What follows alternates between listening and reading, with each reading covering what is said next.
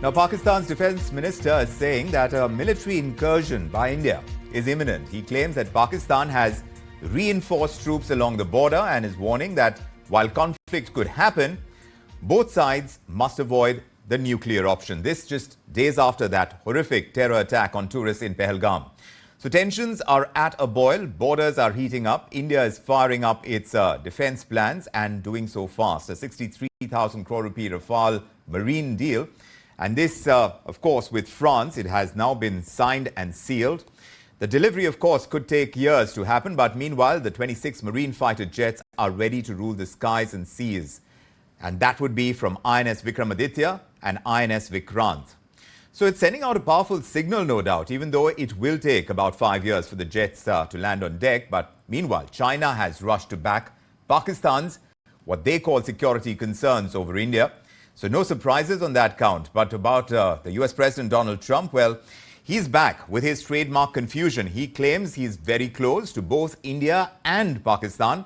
And he says that Kashmir has been a battlefield for 1,500 years. Yes, give or take a few centuries, but that's what the US president said.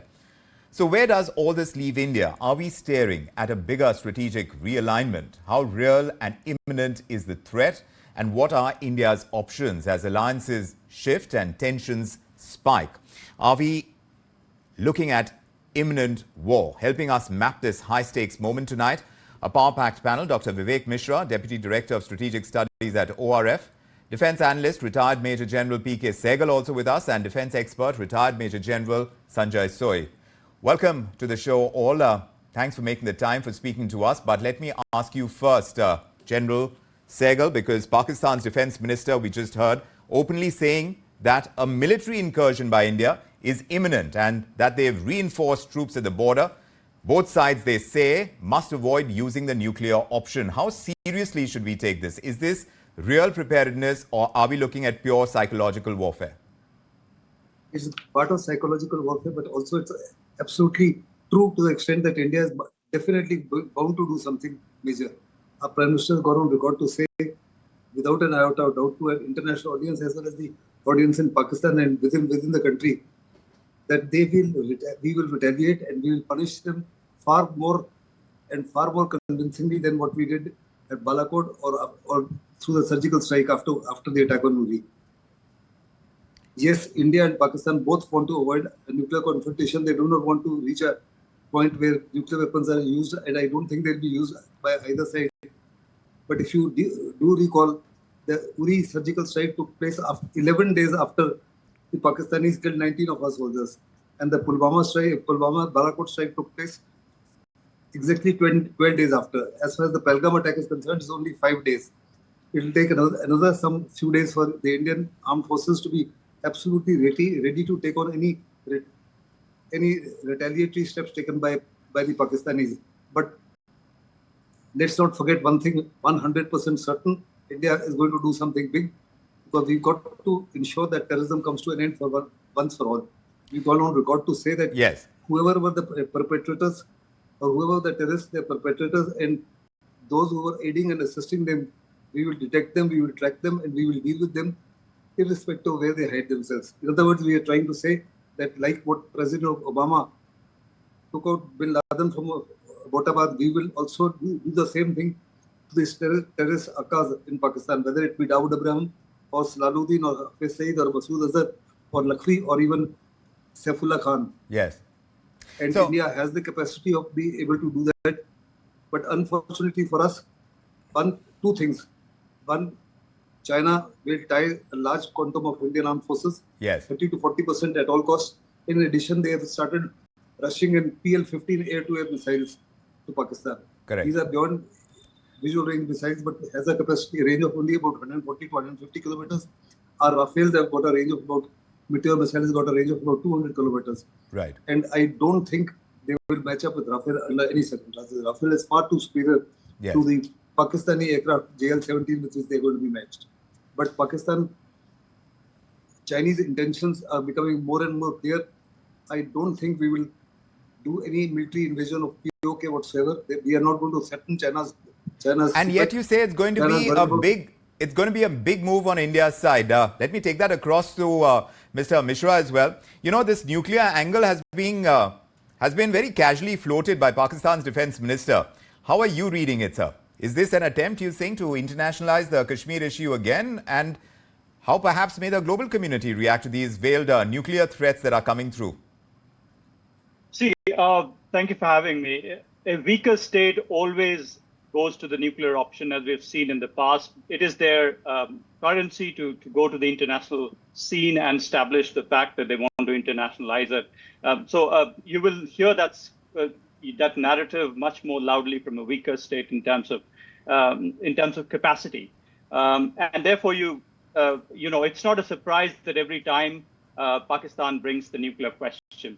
But I think, to my mind, what's important is what the recent Rafale deal does is that it reestablishes strongly the nuclear triad. Because remember, Rafale M is a marine system and a naval-based system, so it does strongly underscore India's ability to strike back, to have that second strike capability much more strongly grained in the Indian Ocean and the Arabian Sea.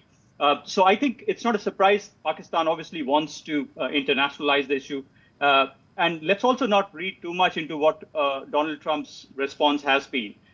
Clearly, it has not been taken with much enthusiasm in India. Yes. But I think it's important because he's already dealing with two wars, and he doesn't want to signal one way or the other that there is, that he is behind India fully. But let me remind the listeners that India and the United States today are bound by 4 foundational agreements. So all that is required in terms of cooperative structures are already going on. They're bound to, for example, geospatial intelligence.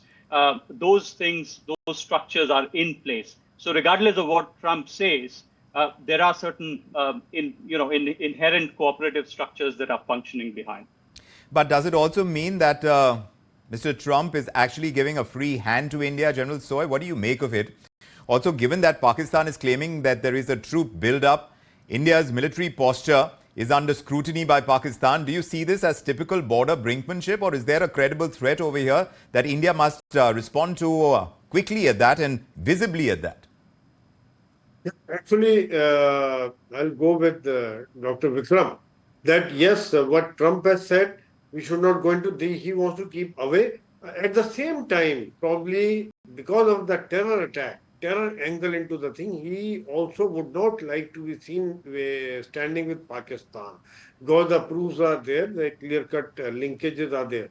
So, and one more example was there of a closer relationship was return of Tahabur Rana to India. That was one angle. Second thing which you had mentioned is about the building of armed forces, the kind of statements which Pakistan is making.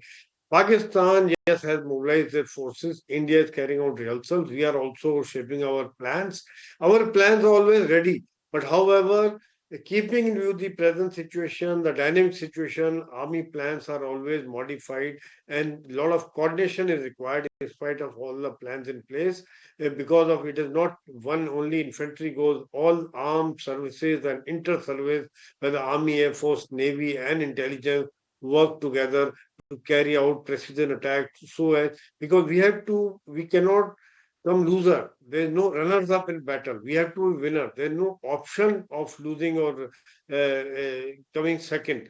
That is one part. However, one thing I wanted to add, Vikram, here is very alarming is the loose statements by Pakistan of use of nuclear force. Exactly. I mean, whether it is a defense minister or it is a foreign minister or it is a railway minister, everybody is talking of the very mature statement they are making and the kind of thought process which we have seen of Asim Munir, the chief who is shown a sort of a jihadi mentality or terrorist mentality. That is very, very dangerous because India's statements have been very mature.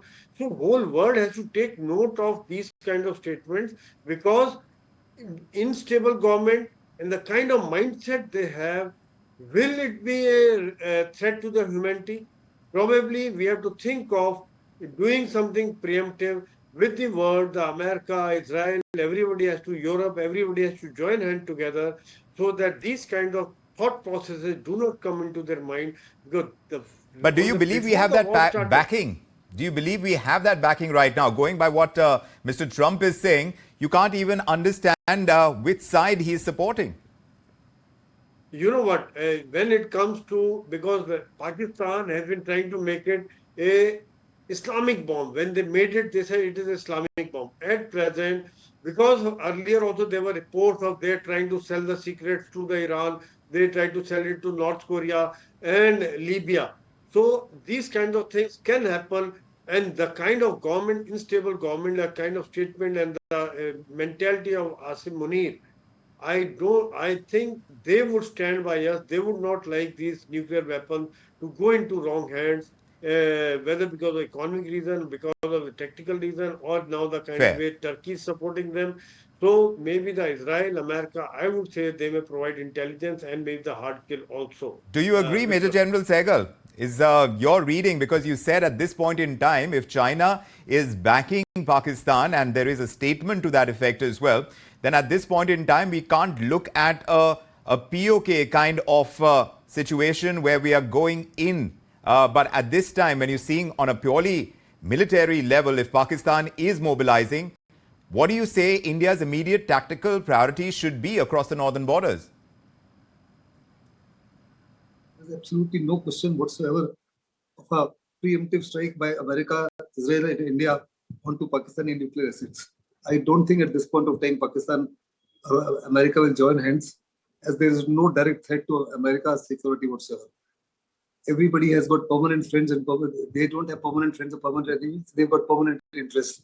America always plays the double game, and you have no idea what exactly Trump has in mind. But that notwithstanding, I think Trump will allow Prime Minister Modi to have a free hand.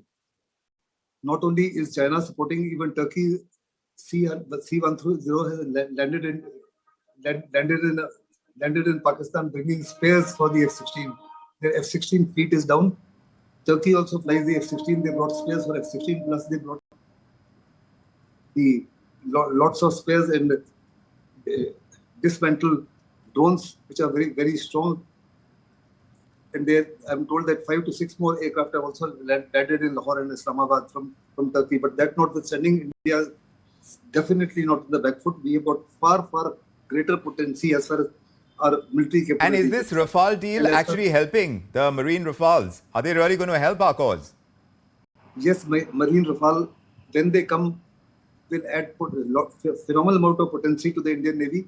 We will be able to sea control and sea dominate the entire Indian Ocean region, and will pose a very potent threat to any hostile navy operating in this area. Even China?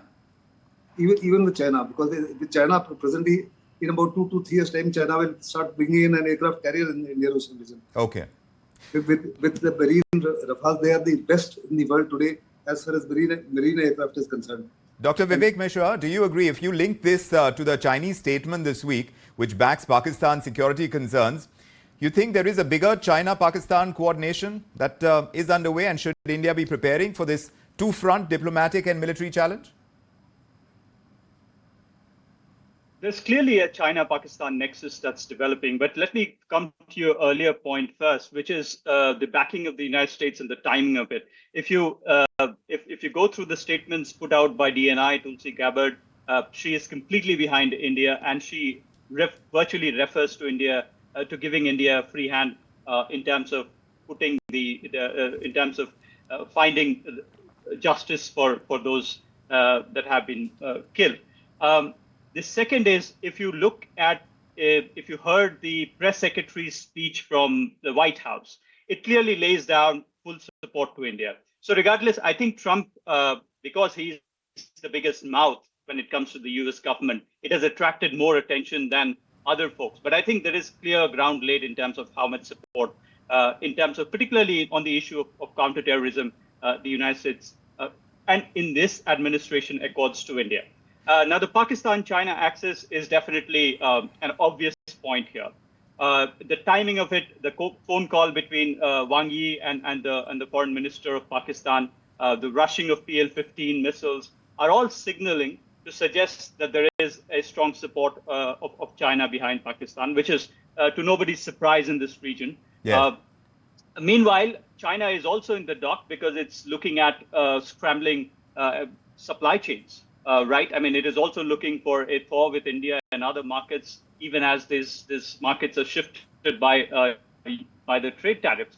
So I think China will be a little cautious than in the past in terms of what it wants to do. Already we have heard reports about Apple shifting the entire manufacturing wealth to India, and Yeah. that's certainly not a good news for China. So I think amidst all this, much of economic concerns are also going to weigh on how China will react this time. But a clear statement coming from China backing Pakistan. Not so clear coming in from the US side. Just listen in to what US President Donald Trump has said. I'm very close to India and I'm very close to Pakistan, as you know. They've had that fight for 1,000 years in Kashmir. Kashmir's been going on for 1,000 years, probably longer than that.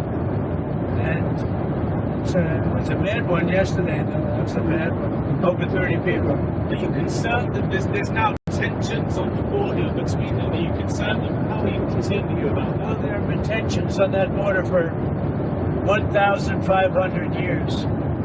So, you know, the same as it's been. But they'll get it figured out one way or the other. I'm sure that I know both leaders. There's great tension between Pakistan and India, but there always has been. Major General Soy, this adds confusion to the mix right now in terms of where America stands. But even that, as it may be, given the ongoing discussions, at least within India, the Prime Minister and Rajnath Singh's meeting, the Defence Parliamentary Committee that has come into action, do you sense that a strong retaliatory option is already weighed in on the Indian side, despite the fact that a clear statement hasn't come across from the United States? Now, a couple of things. What General Sahgal had also brought out.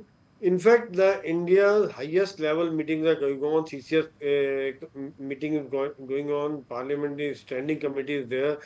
Prime Minister has met NSA, Rajnath Singh. There have been Home Minister has been on ground. Chief has been on ground. So there are few things. India has to take action. I mean, we cannot. These things keep accepting the repetition of these things. We cannot let the blood of our innocent civilians or innocent Indians to flow like that. Earlier it had happened Rajouri, we accepted it. Now it is a Pahalgam. Ultimately, there are 3-4 things which will happen. On the one side, Chief has done the groundwork. The CDS has already briefed it. Inside Kashmir, action has to be taken. One is inside Kashmir. Militants have to be hunted down. OGWs have to be tackled and neutralized. Second thing is the perpetrators, that is what Prime Minister had also mentioned, backers of these militant organizations, that is Pakistan, their army, ISI. Unless they pay heavy price for whatever they are doing, for each act they have to pay the heavy price, and it has to be repeated. It cannot be a token action. Okay, we have done Uri or we have done Balakot. It has to be whenever any act takes place, they have to understand, they have to get this message. Yes, they will be punished. If there's one person killed, probably 10 body bags of Pakistani soldiers would be going home. So it is a ceasefire. Ceasefire is already disturbed. Probably we would be handling them very nicely. I've been on LC many times. I'm from infantry, 7 tenures in Kashmir. So I know how to handle these people. They are tasting the bitter, getting the bitter taste. And Yeah. second thing is, after that, the targets. What kind of targets? Whether it is a limited target, all-out war, only POK, or some launch pads. That is up to the highest level. I think they are capable, and whether it is the military leadership or political leadership. We also leave hear, it to sir, them. we are also hearing about the Indian Navy having successfully test-fired that ship-based missile in the Arabian Sea. Tell us how significant is that demonstration, at least, of readiness when you see it alongside this marine Rafale deal and overall maritime strategy by India right now? Yes, very important, because we need to show the dominance. BrahMos ship-fired missile was tested, was fired. It is a show of force and a messaging also to China, Pakistan, because China is now supporting them.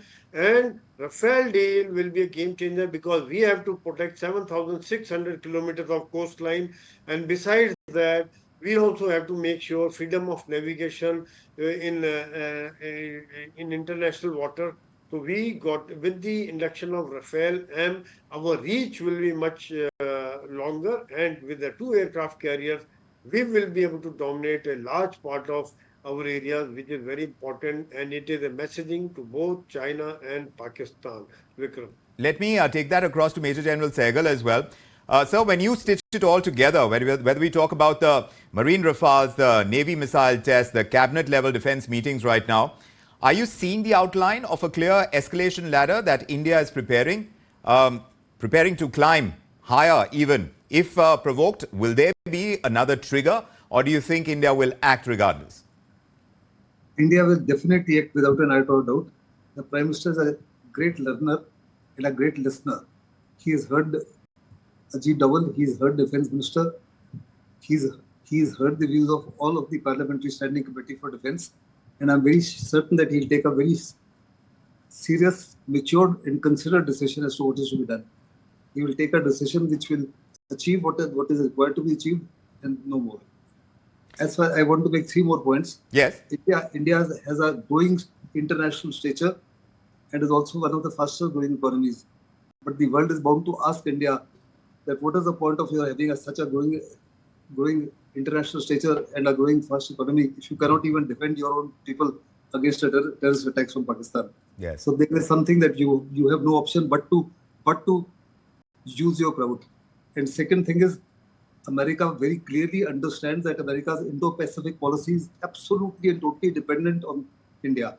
That's why America continues to say that the 21st century is a strategic relationship between America and India is of absolute and greatest consideration and importance.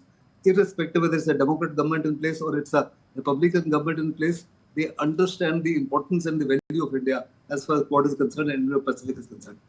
Also, if you notice, the 5 topmost bureaucrats in the Trump administration are virtually pro-India, whether it is Mike Rubio or Mike Waltz or Kash Patel or Tulsi Gabbard or even J.D. Vance. All of them are supportive of India. As far as Trump is concerned, Trump doesn't really realize what he's saying, but the very fact that he's already spoken twice to Prime Minister Modi and Prime Minister Modi has also spoken to him. Prime Minister has spoken in the last 24 hours to 19 international presidents and prime ministers. Clearly indicates beyond an iota of doubt that America will either be neutral or will be totally supportive of India. It will give India a free hand. So even as India is trying to get that kind of diplomatic support, Dr. Vivek Mishra, domestically we've seen the Parliamentary Committee on Defence swinging into action. To you, does it indicate political consensus across parties to back a strong military response as and when required?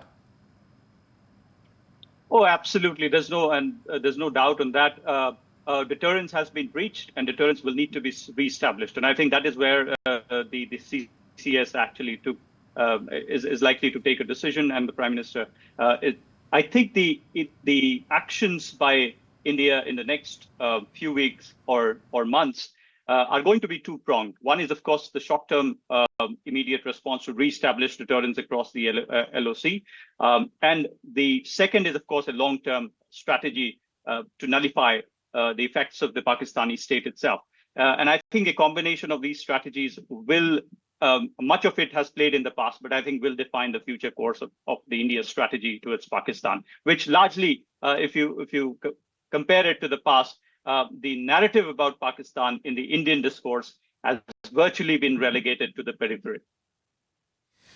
It is a situation that is going to be very closely watched right now, even as we talk about geopolitics in other parts of the world. Now it's coming home. Gentlemen, it is turning more obvious that the lines are hardening on the ground, in the seas, in the air even online, because India is cracking down on Pakistani influencers and YouTubers online, banning them aggressively.